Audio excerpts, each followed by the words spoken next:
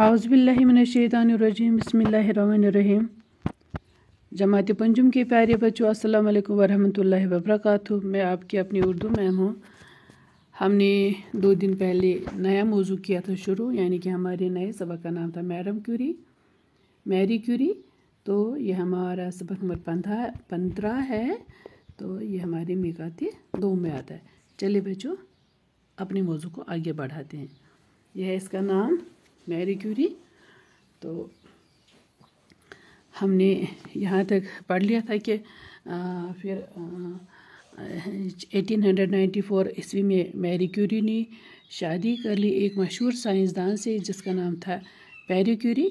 तो दोनों अब साथ में काम करने लगे और इन दोनों को यूरेनियम के मौजू में दिलचस्पी पैदा हो गई। और क्योंकि इससे कच्चे यूरेनियम से जो ये रोशनी की किरणें फूटती थी, उस वक़्त ये किसी को मालूम नहीं था कि ये राज क्या है, ये किरणें क्या है और हम इनका सही तौर पे क्या इस्तेमाल कर सकते हैं। अब इसी को आगे बढ़ाते हैं, इसी सबक को। दोनों मियाँ बीवी को इन किरणों का राज मालूम करने की धुन सवार हो गई। मैरी को यकीन था कि इनमें ज़रूर कोई ऐसा जौहर छुपा हुआ है जिसे अभी तक दरियाफ़त नहीं किया गया। इस नामालूम जौहर को तलाश करने के लिए उन्होंने एक पुराने और बोसीदा मकान में अपनी तजुर्बागाह बना ली, जहाँ वो दोनों बरसों यूरेनियम पर मुख्तलिफ तजुर्बे करते रहे। पैरी क्यूरी तो कभी कभी बहुत मायूस हो जाते, मगर मैरी ने हिम्मत नहीं हारी। वो खुद भी जी जान से मेहनत करती रही और साथ ही में अपने शौहर का हौसला भी बढ़ाती रही। मेहनत कभी रायगा नहीं जाती। आखिर वो दिन आ ही गया जब ये दोनों मियाँ बीवी अपने तजुर्बों में कामयाब हो गए और इन्हें अपनी मेहनत का फल मिल गया।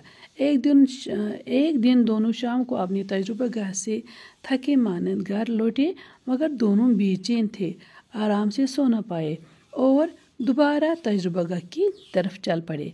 तजुर्बागाह के करीब पहुँचे, खिड़की से अंदर झांका तो दोनों मबहवत रह गए। अंदर मेज़ों पर खुले प्यालों में धीमी धीमी नीली शाएं फूट रही थी। इन दोनों की खुशी की कोई इंतहा न रही। दोनों ने आखिरकार एक नया जौहर दरियाफ़त कर ही लिया। ये नया जौहर रेडियम था। सारी दुनिया में उस दरियाफ़त का शहरा फैल गया। अगले ही बरस 1905 ईस्वी में मैरी क्यूरी और उसके शौहर पैरी क्यूरी को तबीयत में दुनिया का सबसे बड़ा इनाम नोबेल प्राइज़ दिया गया। मैरी क्यूरी ने यूरेनियम पर अपना काम जारी रखा और इस सिलसिले में कई मुफीद बातें मालूम की। इस काम की ज़बरदस्त तारीफ हुई और 1911 ईस्वी में मैरी क्यूरी को दूसरी मर्तबा नोबेल प्राइज़ से नवाजा गया। रेडियम एक बहुत ही कारगर जौहर है। ये बहुत सी महलिक बीमारियों के इलाज में काम आता है। इस जौहर की दरियाफ़त से इससे ज़्यादा से ज़्यादा फ़ायदे हासिल करने की कोशिश में ज़िंदगी भर ये खातून साइंसदान तजुर्बों के दौरान निकलने वाली तेज़ शाओं को अपने जिस्म पर बर्दाश्त करते रहे। ये शाएं उनके बदन पर असरअंदाज हुई, जिसके नतीजे में मैरी क्यूरी को खून का कैंसर ल्यूकेमिया हो गया और 4 जुलाई 1934 ईस्वी को इंसानियत की ये मुहस्सिन और अजीम साइंसदान इस दुनिया से चल बसी।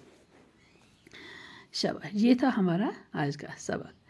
कहते हैं कि अब जब इन्होंने देखा इनको इस यूरेनियम से काफ़ी दिलचस्पी बढ़ गई, तो क्योंकि ये जो कच्चा यूरेनियम होता है तो इससे रोशनी की किरणें फूटती हैं, लेकिन उस वक़्त किसी को ये मालूम नहीं था कि ये किरणें कहाँ से आती है, हम उनका क्या इस्तेमाल कर सकते हैं।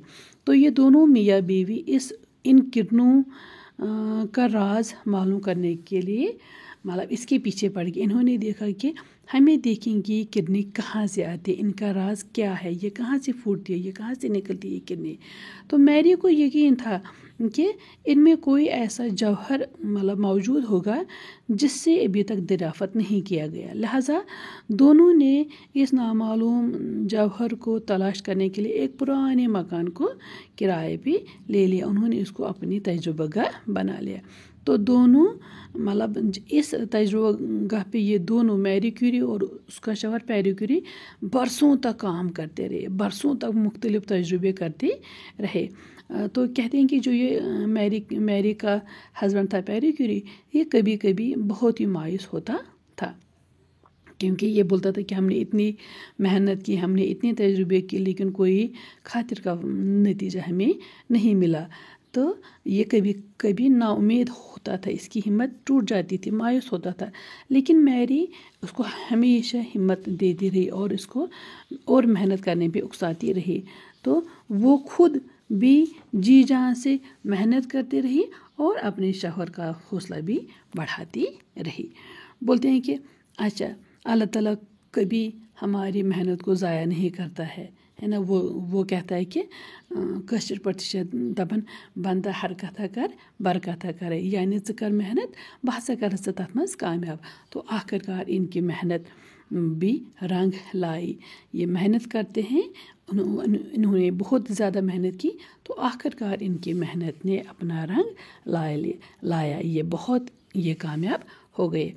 کہتے ہیں کہ جب یہ مطلب ایک دن وہ دن بھر کام کرتے رہے اس اپنی تجربہ گاہ پہ، اپنی اس لیبارٹری میں وہ کام کرتے رہے، تو ایک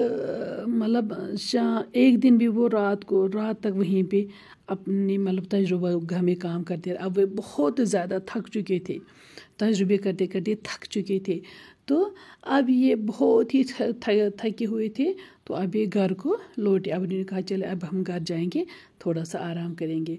تو مگر جب یہ گھر پہنچے تو یہ دونوں بے چین تھے، انہیں کوئی چین نہیں آیا، انہیں کوئی سکون حاصل نہیں ہوا، تو یہ آرام سے سو نہیں پائے۔ پھر کیا ہوا کہ دونوں نے کہا چلیے دوبارہ اپنے تجربہ کی طرف واپس چلتے ہیں۔ تو دونوں اور اسی حالت میں اپنی تجربہ کی طرف چلے گئے۔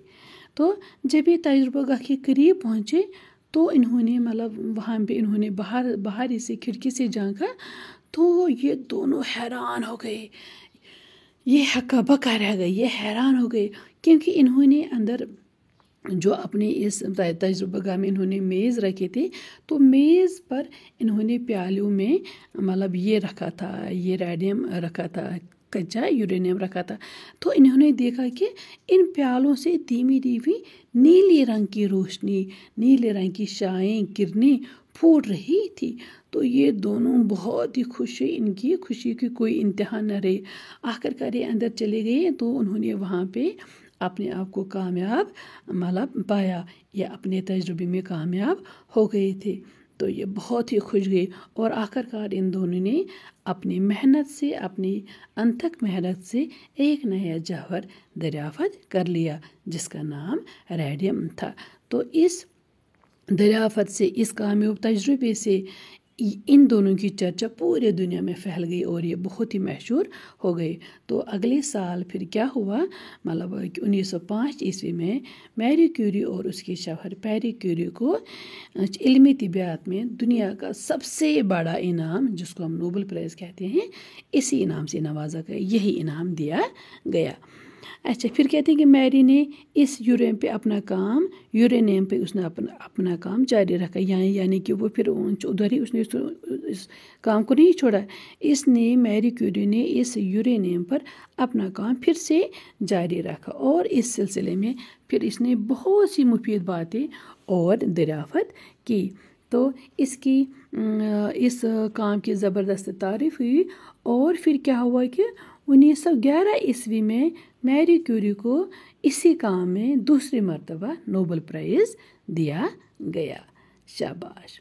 تو دیکھا بچوں، اس نے محنت کی ٹھان لی، تو آخر کار اللہ تعالیٰ نے اس کو کامیابی سے نوازا، اور اس کو دو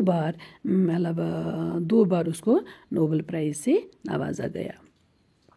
بچوں، اب کہتے ہیں کہ یہ جو ریڈیم ہے نا، یہ بہت ہی ایک کارآمد جوہر ہے، بہت ہی کارآمد چیز ہے، یہ بہت سی مہلک بیماریوں کے کام میں کے علاج میں کام آتا ہے، یعنی کہ ہم اسے بہت سے مہلک بیماریوں کے لیے دوائی بنا سکتے ہیں۔ تو اس جوہر کی دریافت اور پھر اس سے زیادہ فائدے حاصل کرنے کے لیے میری کیوری نے ہمیشہ تجربے کی، اور ان تجربوں سے جو یہ تیز نکلنے والی شعاعیں ہوتی تھی، ان شعاعوں کو بھی اپنے جسم پر برداشت کرتی رہی، لیکن آخرکار کیا ہوا، یہ جو تیز شعاعیں تھی اس نے ان کے جسم پر اپنا اثر کر دیا، اور جس کے نتیجے میں میری کیوری کو خون کا کینسر لیوکیمیا ہو گیا، اور آخرکار وہ 4 جولائی 1934 عیسوی کو اس دنیا سے چل بسی، اور کینسر کے مرض میں وہ مبتلا ہو گئی اور مر گئی۔